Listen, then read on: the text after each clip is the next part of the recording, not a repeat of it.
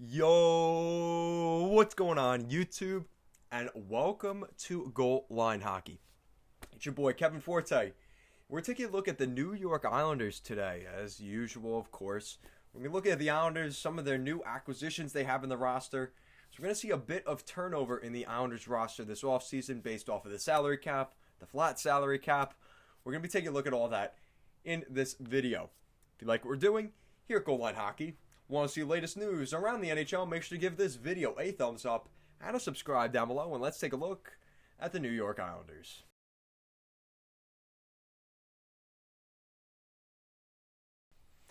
Alright, so as usual, before we get too far into this video, quick plug. Instagram, Twitter handles at goalline_hockey. Make sure to check that out. And to check out our Patreon, as low as $5 a month, up to $20 a month. Would appreciate the support. I'm not telling you have to. I'm not holding a gun to your head. But if you want to support the channel, it is very much appreciated. The Patreon link will be in the description down below. So with that out of the way, let's take a look at the New York Islanders. Now, the Islanders, going into the free agency period, were one of the teams that had done the least in terms of the activity, in terms of trades, in terms of signing guys. At one point, they were the last team in the NHL to sign a player, and that guy they signed wasn't that impressive. But listen, they eventually signed somebody, and that's kind of how it goes. So, look at what the Islanders have done so far this offseason.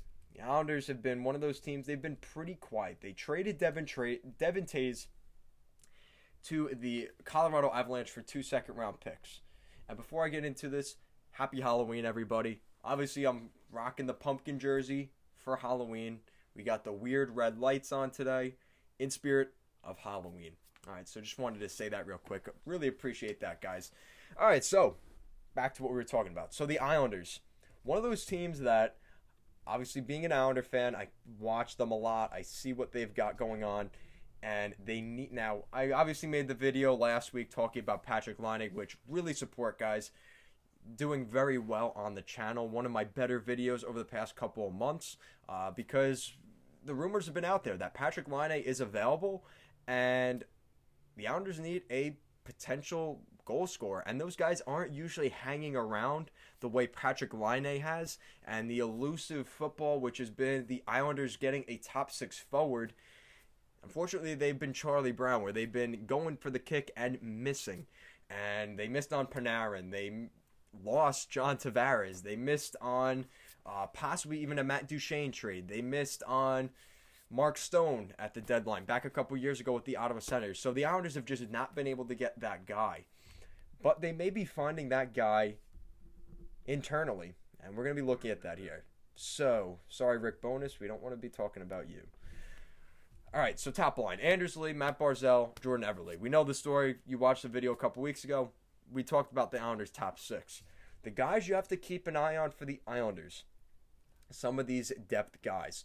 Kiefer Bellows had a pretty solid season last year in Bridgeport. Now, he's had some issues this offseason because apparently he was using performance-enhancing drugs, which never goes well. He put up 31 points last season in 52 games in Bridgeport. The season before that, he put up 19 points in 73 games. So much improved.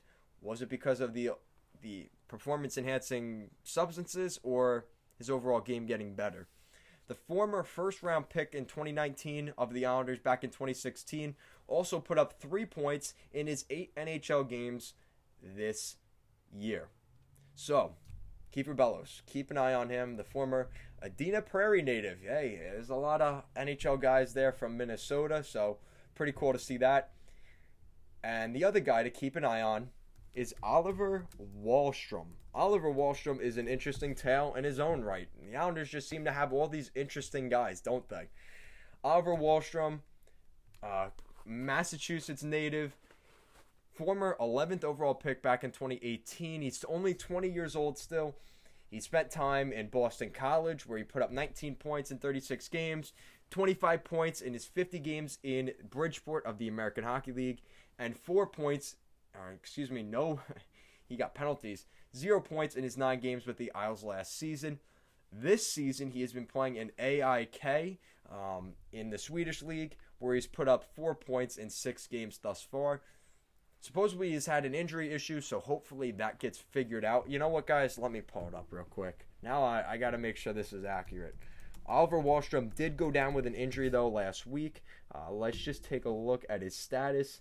It's the injury update, dealing with undisclosed injury. Yikes. So, again, just more great news for the Islanders. But if you're an Islander fan or you know anything about the Islanders, that's the way it goes. But, so he does have an undisclosed injury at this point. Hopefully that's not a lingering injury that lasts too long, because the Islanders need him to potentially jump into that top 6 next season. This is a guy to keep an eye on. I really like Oliver Wallstrom. He has so much skill, so much talent, but Barry Trotz did not like how he played last season. So hopefully he plays with a different game. We saw in his first 6 games here in Sweden, he has done that. And I think that's a sign of things to come for him with the Islanders, a much more structured game. I think that's going to be huge for him moving forward. You've also got Michael Cole, who we've seen in spades the last couple of years. I think he will be a regular in the lineup. I think he takes out Leo Komarov on that 4th line. And now that Matt Martin has not re-signed yet with the Islanders, he's now the next guy in line behind Matt Martin as that power forward guy in the bottom 6 for the Islanders. Former 5th overall pick, but we'll forget that part. And then the defense is not going to change too much with Devin Tays out. That's right, I said that. Now, it is a big loss losing him, but now you've got Pelech, Pulak, I know, everybody's favorite pair, Nick Leddy, and Scott Mayfield, and then Johnny Boychuk and Noah Dobson. Noah Dobson, former first-round pick in that same year as Oliver Wallstrom. A lot of expectations for Noah Dobson this season. He has to improve and become a top 4 defenseman, which I think by the end of the season will be taking away Nick Leddy's spot in that top 4. I think he's just a better defenseman overall, and he's a guy that the Islanders are expecting a lot from. And he hasn't played a lot in the NHL. Last season, he was sitting in the press box for a lot of last season, which was very disappointing. But it just seems like it's just difficult. The NHL, the Islanders made it very difficult on Noah Dobson last year. He did play in 34 games, though, last season. He put up 7 points in those 34 games. He was a -1, which is a shame. But in his time in the QMJHL with Roy Naranda and Akady Bathurst, he put up some pretty solid numbers. 36 points, 16 points, 69 points, 26 points. He's all over the map, but he has been a very solid player in his own right throughout those leagues. So I'm excited to see what Noah Dobson does for the New York Islanders, the former 12th overall pick. A lot of excitement for Noah Dobson, and a sign of things to come. Now, the big one, guys. You know, I was not going to forget about in between the pipes, guys. Ilya Sorokin. Ilya Sorokin, the 25-year-old Russian goaltender. Talk about an elusive football. He has been the definition of that through his tenure with the New York Islanders. A former 3rd-round pick back in 2014. And he's been playing with CSKA Moscow for the past 6 seasons. And his numbers are impressive. .935 save percentage, .940 save percentage, .929, .953. He's got some good numbers, guys. He has some very, very good numbers. Goals against average, video game-like numbers. 1.5 last year, 1.16, 1.6, 1.61. They're all under 2. This guy is legit. And this is a guy I definitely wanted to talk about because the Islanders' future in between the pipes lies with this guy.